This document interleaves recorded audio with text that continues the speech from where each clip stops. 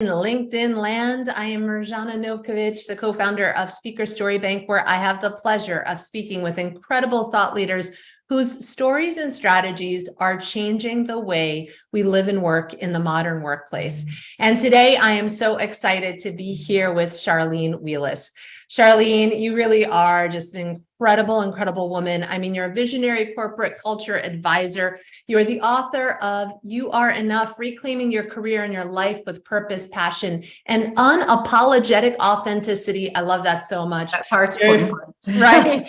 You're the former VP of a $40 billion infrastructure company, and you've held the 50 most influential people in PR title for over 5 years consecutively. And you are a harrowing cancer survivor who has truly survived through 5 years of cancer treatments. We'll be getting into that. And you really, what I love about what you are doing, and by the way, I did not press record, so I'm just gonna kick that in right now. Right. Okay. Before I say the main thing about you, Charlene, that I've just loved about our conversations together and what you are doing in the speaking world. And it is this idea around choice, not chance. Yes. And I think your topic around that is so needed right now. As we look to self-leadership, it is a topic that every organization needs. We want to help their people rise up in the best ways. So, welcome. I'm so looking forward to digging into all of it with you. Well, thank you for having me. I'm really excited to be on today. I'm so glad it worked out. So it's a pleasure to be here, of course. Yeah. I mean, so gosh, where to begin, right? I think, right. I would really love to begin with this idea of choice, not chance. Okay. And in your life, where did that really first settle in for you, where you finally realized it's on me to choose? Right. It started early for me. And I always say kind of the defining moment for me is when I was 12 years old. And while I wouldn't have put those words to it at the time, if I start there and look at the rest of my life, I see how choice and chance have really played a role in my life. And the reason why it's when I was 12, it's because I realized then, because of something a teacher said to me about being Black, and that because I'm Black, I was going to be a troublemaker. And she had decided who I was going to be and what I could and couldn't do for me before I had any chance to even have any input. I was just this innocent 12-year-old girl. And when that happened, I realized then that I had a choice to make, that I could either choose to be somebody different, right? Or different than who she thought I was going to be, right? Or I could just leave it to chance and maybe she would change her mind one day or something. And I realized then that being a minority, and I guess quite honestly, it was the first time I realized that I was viewed as a minority and that would impact the rest of my life. And it would go on beyond just being a minority, being a woman, whatever I decided to do in my career. And it's played out ever since then, not just in my life, but I've watched it in other people's lives where I've come across people who are unhappy in their careers or unhappy in their jobs, they're unhappy in a situation. And I would always think to myself and then say to them, you have a choice in everything you do. And if you don't make a choice, you let chance take over. And how can we be the creators and the superpowers, in our lives if we leave everything to chance? And so I truly believe that it is choice, not chance, that changes everything. Yeah. What do you say to the people that look back at you and say, but no, Charlene, I don't have a choice. My company, they don't want to pay me what I'm worth. My situation with my partner is just unbearable and I don't know how to get out of it. I mean, what do you say back to people that really feel powerless in many situations? Well, often I ask them, are they, is this really the situation, or are they fearful that this is the situation? And they're actually responding to the fear. And then I ask them, why haven't you changed it? Because we always have a choice. There is no doubt about it. And I've met people who say, my boss just doesn't appreciate me. They don't know what I'm doing, or they don't know how valuable I am. And I said, well, what kind of choices are you making so that they understand how valuable you are, so that they know what you're doing, or are you just leaving it to chance that by some miracle, through osmosis one day, they're going to understand it? What choices are you making to ask for that raise if you don't think that you're being valued in the way that you should be valued? Or are you leaving that to chance? And I see, because I've worked in a lot of engineering companies and engineering and kind of industrial type companies, that often, you hire people because they're good at their technical skill, at their craft, and then they promote them into leadership roles. And then companies struggle because they don't have leaders, right? They don't have the leadership they need to run their companies. And I always ask them, leaders are not good leadership doesn't just happen by chance. You make a choice to invest in these people as leaders. They make a choice to be a good leader. These things don't happen by chance. So again, it takes it back to it's choice, not chance. That changes your life, that changes your career, that changes your workplace. And even in people's personal lives, this relationship just isn't working. Well, what choices are you making around that? Or are you, again, leaving it to chance that one day you're going to wake up and this person is going to be different? Yeah. What I'm hearing in all of that, right? It's awareness and intention, right? Absolutely. So when you have these conversations, whether in business or personal lives with people, like, does it click for them? Is there an aha moment where they're like, oh yeah, I haven't been thinking about it that way? In most cases, they get there, right? People, it's like anything else. People are not going to make a choice to do something because that requires a change until they're ready to do it. Right. So you have to hear it often enough so that they can believe it. Right. And a lot of people don't think that they have the courage or the wherewithal to make a choice. And I get people to understand we all have that in us. We all have that courage to make the choice that we need to live the life we need, to have the companies we need. It's about being intentional, and it's about being empowered. And choice, not chance, gives you both of those things. Yeah. I want to talk a little bit about your journey as a leader Yes. through the corporate world, because you had to choose some different paths and different ways of leading also. Can you just give us a little bit of your background and kind of that elevator story on your life? Sure. So I am a corporate animal, or I was a corporate animal. I spent 33 years in large corporations, always in the communications, PR, issues management profession, although in different industries. And, I did the proverbial traditional climbing that corporate ladder, as I say, climbing corporate ladder in environments that were not built for people like me, meaning Black women. In most of my jobs, I've been the first woman to hold the job, the first Black executive at the company, the first Black female executive at the company, you name it. I had all of the firsts that I went through, and I loved every minute of it. I was an achievement junkie. I always saw myself, and still do, as a trailblazer. So when things got hard, really hard, even personally hard, I still fought through them because I really felt like that was my role. And I continued to do that until it became at the expense of me. And when I say at the expense of me, I don't mean, at the expense of my happiness, or, it was really at the expense of my life. And that's when I made a very hard pivot and in what I do in my life. And I made a deliberate choice, right, rather than leaving it to chance. And it's made an incredible difference, not just in my career, but in my life as well. Yeah. And certainly, that's, again, you're surviving cancer, right? And, Yes, and being absolutely. told that cancer.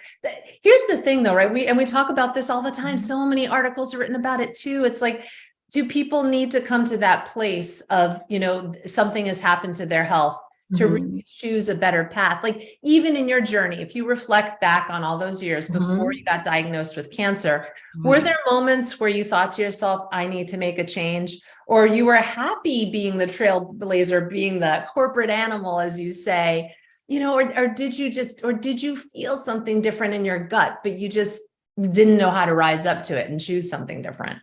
Yeah, I mean, fear is a powerful motivator to do nothing, right? And so often, even if we're in a situation that we don't like, we say, or that may not be good for us, the fear of doing something else is just too powerful, And for me, yes, I loved being a corporate animal. I loved being an achievement junkie, or so I thought. I never stopped to ask myself as I was climbing that ladder, am I climbing the ladder because and going through all of this because I want to, or am I doing it because I think I should want to? Right. And I think that's Mm. one of the questions that we really need to ask ourselves. And the other is, when I was diagnosed with cancer, I've had cancer twice, 6 months apart. And when I was diagnosed with cancer, there were so many signs before I was diagnosed that I wasn't well. And I chose to ignore them, like so many of us do. Oh, I don't feel good, but I'm sure it's just a cold, right? Everything is just a cold. I'll get over it. And if when I look back, I knew something was wrong. I knew that at some point I was going to have to get off this roller coaster that I was on. But I Mm. wasn't really concerned about it, right? Because I thought that this is my identity. This is who I am. This is what I do. This is what people have told me, I do and that I am. So, my aha moment, as they say, didn't come until I had a 5-year cancer battle, and who I was pretending to be was stripped from me. And I had to figure out who I really was. And so, Mm. one of the reasons why I do what I do now, and I talk to people, and really spread the message and really try to get them to feel it and understand it, is because I don't want other people to have a health crisis to get them to make that pivot, because you suffer when that happens. If I can help people make that pivot, and sometimes it's just a pivot in how you show up and what you do. I'm not saying everybody Right. needs to leave their jobs or, go climb mountains or whatever it is. It's really just thinking about, are you showing up in how you choose to show up? Are you showing up? Are you being the leader in how you choose to be the leader, right? The best leader Mm. that you can be. So, my goal, success for me, is keeping you and your audience and other people from being forced to make a change. Mm. Yeah. Because the sign when your body is giving up, is having problem, it tells you. It's just that we tend to ignore it. Yeah. Easier to ignore it. I'm so inspired. I keep saying it's such an interesting, challenging, and yet exciting Mhm. time to be a leader today in corporate Oh, America, yes, right? absolutely. Because Mhm. there are so many concerns, so many uncertainties. But to your point, if leaders and organizations can show up, like what you're saying, to help their Mhm. people understand that they have a choice in this, that they have a choice how to show up, Absolutely. like think about where you're valued, how you're valued, what your values are. Right. When you help leaders understand how to do that better, Mhm. are there some core questions that you remind them to ask their people, or when they get to know their people, to share with them? Or are there any takeaways that really are substantial that you share with them? Well, certainly, and I think one of the most important ones is that you really have to show up as a leader, show up authentically. You can't be perfect. Everybody isn't perfect. Show up authentically, show up with empathy and compassion, because everybody has a story that they're living before they even walk in your doors in the morning. And, leaders, we have a tendency to want to give our sage advice. Right. And one of the best things that we can do, quite frankly, is to shut up and listen, Yeah. right? What people need to tell us. And just, people want to be heard. They want to be understood. And when you hear people and you understand them, you can value them, right? Mm. Not everybody needs the same thing. And if you can learn from your employees what they need to be able to give their best, it doesn't have to be their most, it's give their best. Right. Mm. then you can be a dynamic leader of people who want to be there. They want to give you discretionary time because you're all in it together. And Yeah. so, I really try to get leaders to relax and be themselves. When you ask your employee, how was your weekend? And they tell you, listen to them, and if you've had a crappy weekend, say so. I really made my spouse angry today, and I'm just, this weekend, and I'm just not feeling good about it. People want to know that you care and that you're willing to share yourself with them, and they Yeah. will reward you by sharing themselves with you. And quite frankly, we all become better for the experience. Yeah, absolutely. I love that the listening piece. I'm a Gen Xer, and I have a good friend who's a millennial, and when I remember this, when we started having conversations, she made a change in the way she would listen, and she would just hear me say something, and she's like, oh, that sounds really hard. Like, I hear Right. you, right? Just simply. And I remember thinking, like, wow, there's no follow-up. There's no her wanting to be like, help, like, and I was like, this is kind of nice. Like, I could kind of sit in it. But we always end it with, is there anything I could do to help you? Is there anything I could do now? But wow, what a difference just those few words makes. Right. I always also tell leaders that when they ask someone, whether it's a spouse, a friend, a team member, when they ask them, what's on your mind, or why is this situation bothering you? And they give you the answer, always come back with, and what else?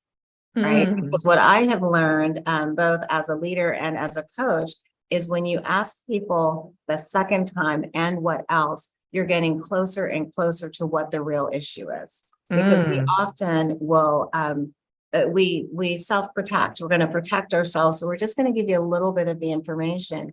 And it's not really going to be a satisfying conversation. But if I can get you to trust me enough to tell me, and what else is really there, then we can really solve the problem together. Yeah, I love that. These just simple, like coming back to the core, just like simple human behavior, right? Absolutely. Absolutely. And I think that's all our employees and our colleagues that's all they really want from us. Yeah. So, your whole journey led you to write this wonderful book, You Are Enough.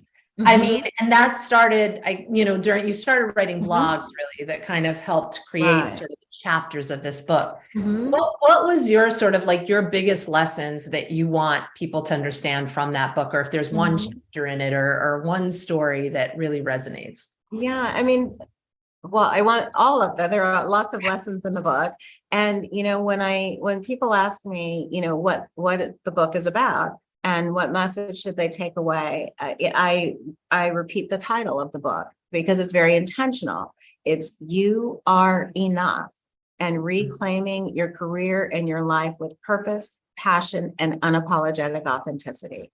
And the message there, and the reason why I have that message, is because I spent an entire career creating the persona that people felt they needed to see in me in order for me to be successful. And in doing that, when that happens to you over such a long period of time, you begin to understand and believe them that you're not enough. You're too much of this, you're not enough of this. Well, you would get this promotion if only you were X, right? This would have gone your way if only you were Y over here. And so you start to internalize that, and you believe that you're not enough. And so I truly wanted to write a book that gave people some very practical lessons, both in leadership and in building their careers. But at the end of the day, I want you to know that you are enough, that you can reclaim your life and your career, and that it's choice, not chance, that will change your life. And if people walk away with nothing else from me, I want them to have that. And I should add also my 7 seconds of courage, because I believe in that very much too, of course. Yeah, let's definitely dive into that. Before we get to 7 seconds of courage, I want to just say how I love the You Are Enough concept, because one of the reasons we're also talking this month is because it is mental health awareness. Yes, and we have said that mental health is the new superpower for business professionals. Right. It is an Absolutely. everyday conversation, right? It is an everyday living, holistic being. And well-being is everything for people and a company. So when you talk about You Are Enough, right? I mean, boy, that gets to the core of well-being. Oh, yes. Imagine coming into work every day, not as your authentic self because you don't think your authentic self is good enough, right? Mm, Because somebody, just somebody told you or made you feel that way, right? And you decided to believe it and internalize it because you've heard it, you've heard it for so long. And to me, mm, that is just such a shame that you have to put that much energy into something before you ever even get to work, mm. Yeah. or with your relationship or however it is. And so, and I believe that if people understand and really believe that they are enough, they have the foundation to do anything. I Mm, truly, truly believe that. And I've seen it play out in my own life. When I decided to own who I am, right, then things just opened up for me in such a beautiful way. And I want others to feel that and understand that you don't have to turn your life upside down in order to reclaim your power and your passion, and who yeah. you are. Yeah. I love it. Just as you were saying it, you are enough. And I wanted to say, I am enough because, and I'm like, gosh, Mhm. if I started just every day, and this isn't, I know people get on Uh-huh. journaling. Some people like it, some Right. people don't, but it's just to even mentally wake up. And sometimes I'm like in my bed in the morning and it's Mhm. like my moment to breathe. And I like kind of breathe into the day. And it's like, what do I want to think about? Where do I want to put my intentions today? Where do I want to put my energy? Right. So Mhm. just reminding ourselves where we're enough is Right. just such value. Absolutely. And it doesn't mean, I am enough does not mean I am everything, right? We Mm. still have things to learn. We're always growing. So I don't want to give people the Yeah. impression you just have to say I'm enough and accept me as I am, and that's I'm it. good enough. Take me or leave me. Right, This is exactly. it. But just understanding that who we are at our core really is enough. Right. Yeah, And absolutely. as I said, once you have that as a foundation, your whole world opens up. Your Mm, entire world opens up. And I remember I was coaching someone who was really, really a woman, and she was really having a hard time understanding her value because people had told her for so long or showed her in ways and things that she didn't get or that she wanted that she wasn't enough, you know, mm, and she believed it. And I just asked her, I said, well, who were they to tell you that? Were they perfect? mm. I mean, who were they to tell you that? Why did you accept it? You know, Yeah, because you don't have to. You have a choice. You have yeah, a choice. yeah. Oh, it's so good. It's so good. So your 7 seconds of courage, you Yes. had a great TED talk around this as well. Uh-huh. Share a little bit of that with us. Yeah, so I'm a firm believer that with 7 seconds of courage, you can begin to do anything because often we are driven by fear and not our courage, and we are all courageous. But what happens is when we need to make a decision, right? And it scares us, of course, that first 6 seconds, right? We are in fight or flight zone. Right. And that's when we talk ourselves out of doing whatever it is we want to do. It happens just that quickly. But if we can just purposefully help ourselves get through that 6 second, literally that 7 second, one part of your brain shuts down, the other part of possibility opens up, and you can take that risk. Mm, And so whenever I have something big to do, even if that means walking, to my boss and saying things need to be different, right? But I'm afraid to. We all know that feeling. We feel it in our stomach first, and then we feel it in our chest, and we give into the fear. But mm, that 7 seconds of courage, get past that fear, get to that 7th second, and you can start to change things. You can take that extra step. And the other thing with it that I always try to remind people is if you don't do it, you're missing out. But you not only are you missing out, you're losing something. And if you do mm. it and it doesn't work, it doesn't happen the way you want it to, the worst that can happen is that you're right back where you started, Right. right? So in whatever it is, find your 7 seconds of courage and take an action. whether Yeah. that's to, I don't know, ask somebody you love to marry you, whether that's to say, hey, this job is not working the way I think it could. Let's work together and Mm. figure this out so that we can both show up in a great way. Or, gosh, I've been in this career for 20 years because my parents told me this is what I was supposed to do, and I don't want to do it. Yeah. Take your 7 seconds of courage. We get one life to be happy, one life to make an impact, one life to make it matter. Don't squander it away, because in a moment it can all be taken away. Yeah. We all know this Yeah. intellectually, but we need to feel it. And with leaders also, if I could just go back for a minute, as you said, mental health, mental well-being is the new, or well-being is the new superpower. And you have to add mental health into that and mentality into that. And I try to help leaders understand, if your people are sick, your business is sick. Mm. Not that is as strong tenfold than when we're talking about physical health, but Oh, yeah. mentally. And I meet a lot of people that have some kind of trauma disorder or trauma situation because of work, Mm. or the workplace, and as leaders, we can change that, right? We can help Yeah. people be healthy because of work. Yeah. Yeah. That's such a much better place to be. Yeah. And again, it's another reason why it's like such an exciting time, because we are talking about it more, right? We are saying that we all need to have a better awareness of each other, of our workplace, and, bring the conversation up. Right. And being willing to tell our stories, one of, a few years ago, of course, and we're still living the repercussions of, the pandemic, of, the racial tensions, of George Floyd being murdered. But of all of that, one of the great things to come out of it is that people were willing to start to try to have the uncomfortable conversations. And we need to keep that going. And again, that's a choice. You're not going to have those conversations by chance. But I don't know anybody who will say that they had the courageous conversation and they were worse off because of it. Right. Yeah. And, speaking of courageous conversations, one place where you actually share a new kind of conversation, which I don't think is happening in too many places, and they need a guide like you, Charlene, is how do you help people come back to work after a sickness, right? Like, I don't know about you, but I really haven't heard that topic out there. I don't even know if like ERGs do it, or like small cohorts of leaders are doing it. But what is your sense of that and the need for something like that? Well, and like a lot of things, one of the reasons I started talking about it is because, excuse me, I had the personal experience of being the person coming back into the workplace and realizing that I didn't know how to come back into work after being a sick person,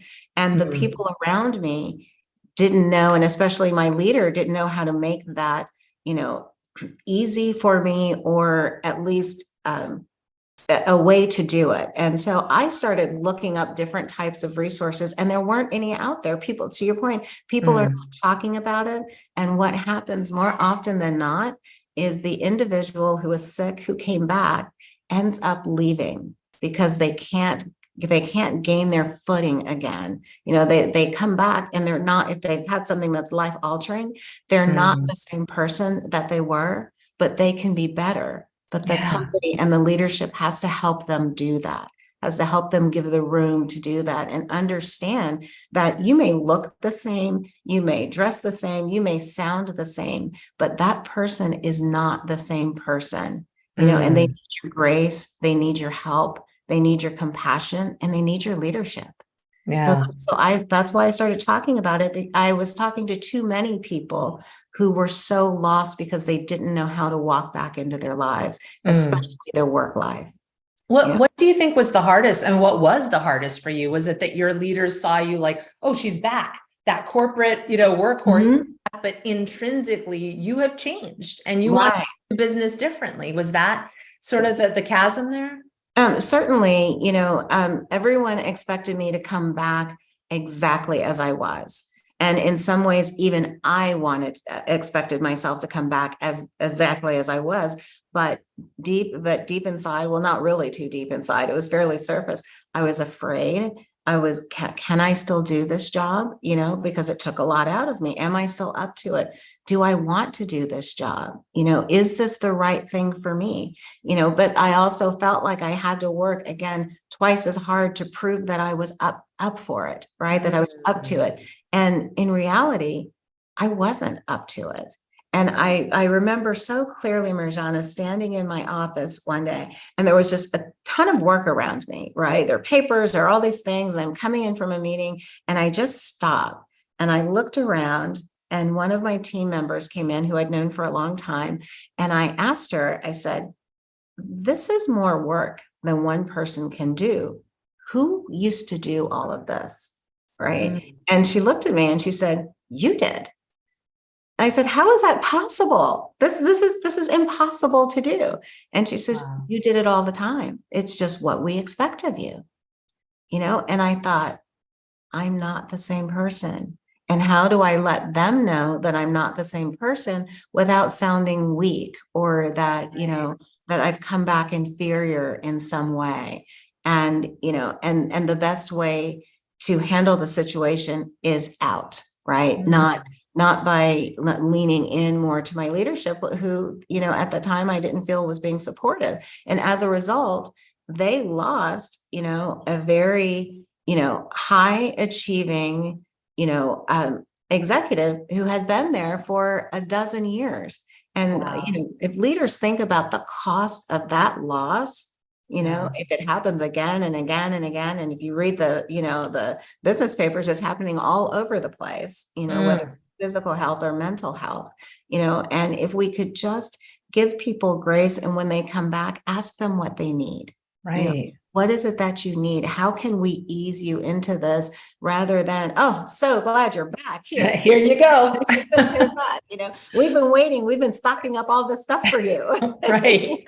We know you're going to blaze through this. Right. You're just like night and day. You're just doing all this. Exactly. Honestly, it gave me chills as you were sharing that story, because how many people are just living, how much of here in the United States, we were just born and raised to work like workhorses. Right. And so what could have in that conversation, I'm just dying to, it's like revealing itself. I want to know what happened after she walked out of, or that colleague walked out of your office. Did you want to talk to your leadership and say, listen, can we do this a little different? I need some support. What happened? What was the conversation after that? I closed my door and I cried. Wow. Because I didn't know what to do. And I wasn't thinking about choice, not chance. I was thinking about what I lost. I was thinking that I had disappointed them because I wasn't who I was and who I had been before I left. And I did not expect that to happen. And I tried so hard, Mirjana, to be that person that I was. And in the process, I was suffering. I was just suffering. And so one day, it took a few weeks, if not a month or so, I used my 7 seconds of courage to talk to my supervisors and say, I can't do this anymore. And much to my surprise, I don't want to do this anymore. Yeah. Wow. And so, I left. And I think that if my reentry had been in a more supportive environment, I would not have reached that point. Yeah. Right? I would have found a better way, and probably had been a better executive because of what I had gone through. Yeah. Yeah. Right. And do you think, if they had, so I'm just trying to think, like, do you think you could have helped them figure out a different framework for your role and the way to do it? Or you didn't even have the capacity to maybe figure that out at that time because there was so much that was just dumped on you? Yeah, I think that we could have figured it out and developed it together if we had that conversation. Yeah. Right. If my leadership had asked me, what do you need to be successful? Right. Just open that door so that I could say, I'm not sure yet, but I know that this isn't working. And can we work this out together? Right? Mhm.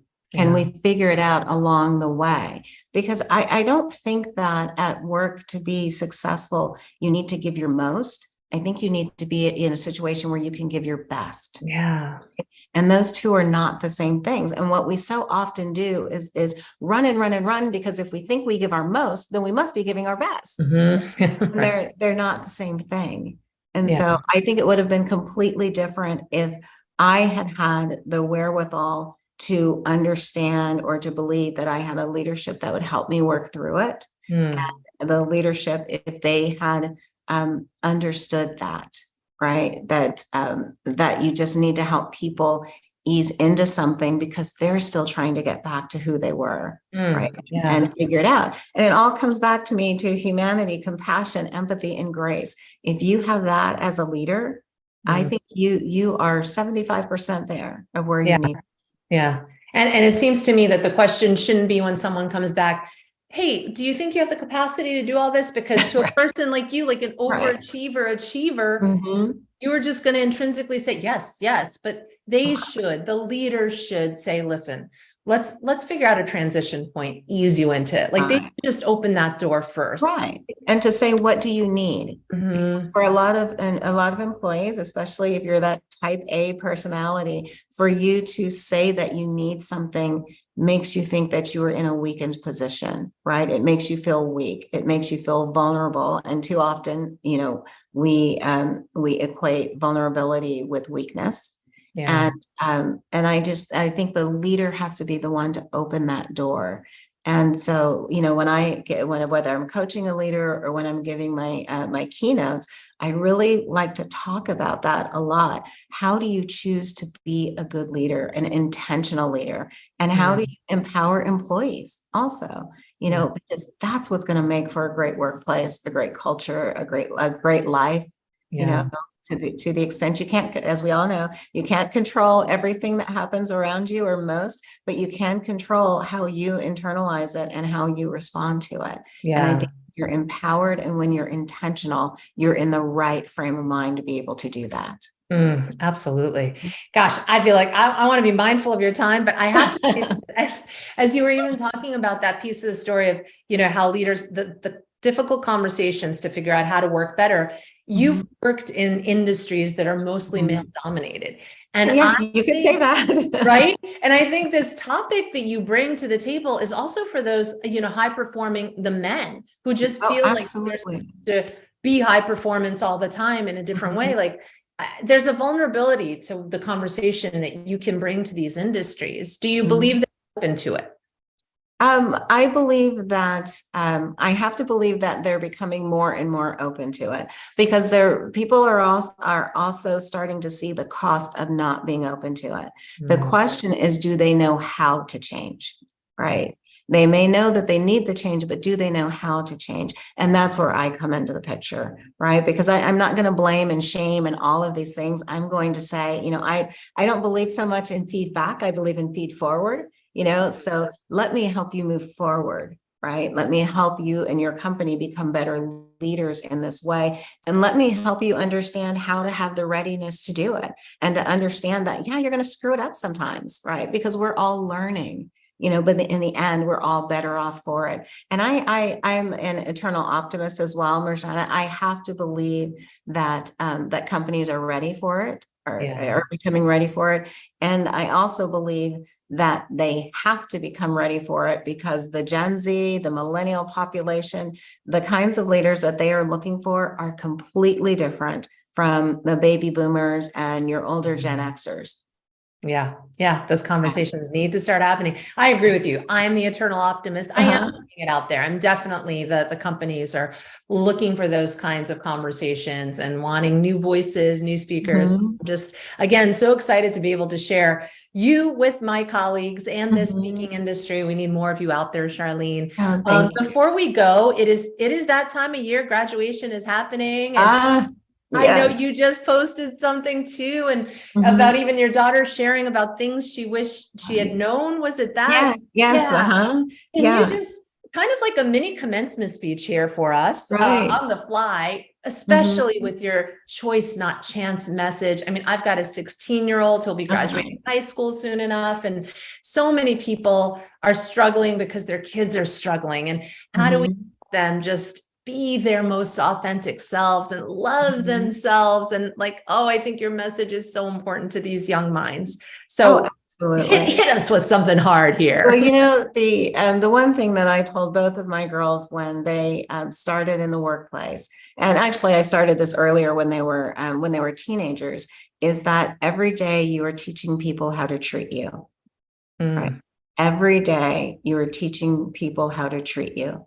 So if that microaggression gets ignored, it becomes a macroaggression, right? If a leader is not being authentic or truthful and you let it go, that's how it's always going to be, because you're giving them permission in every aspect of your life, whether it's with your partner, whether it's with your parents, you know, whether it's with teachers when you go to school, or your new supervisors in your company. You're teaching people how to treat you, and don't be afraid to advocate for yourself. You can do it respectfully, right? You can do it professionally, but you must advocate for yourself. Because who else is going to advocate for you, particularly in the beginning? And always help other people.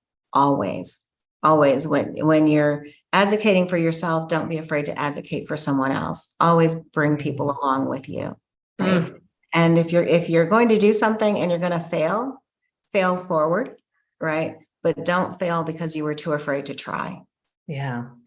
I love that. And that word advocate, I use it with my kids all the time. Sometimes they feel guilty because I'm like, yeah, I forgot to sign that permission form thing. I didn't. Just advocate for yourself and remind me, or advocate for yourself. Right. Exactly. But it's such a great lesson too, because even at 10, my daughter, I'm like, listen, mommy can't think of it all for you. So if it's important to you, you better keep it on your radar and on mine. You know? Right. Well, and you know, and I think back to that experience I mentioned when we first talked, when I was 12 years old, you know, and I didn't know how to advocate for myself. I didn't know how to say to that adult, to that teacher, just because my skin tone is dark, just because I'm Black, doesn't mean that I'm who you say I am, that I have to be who you say I am. You're wrong. You know, I didn't know how to advocate for myself. And had I, maybe things would have been just a little bit different as I continued on with my life. I mean, I did just fine. You know, anyway, and I think that's just because I do have a lot of courage because of my upbringing. But I just want to see people, you know, be their best that they can be and enjoy that, right? And you can't do that if you're allowing someone to treat you poorly because of a hierarchy, which is to me not even real, right? Or because you're afraid. You know, fear is such a powerful motivator to do nothing. And we miss out. We miss out. So choose before chance takes over. Oh, so brilliant. Truly. I mean, Charlene, every time you just inspire me, I get chills. I love it. Thank you so much for getting your message out there so boldly. And I will continue to share it again with my family and at work. Great. Thank you very much. And if no one's told you this today, Mirjana, you are enough. Thank you, my friend. Thank you. Bye-bye.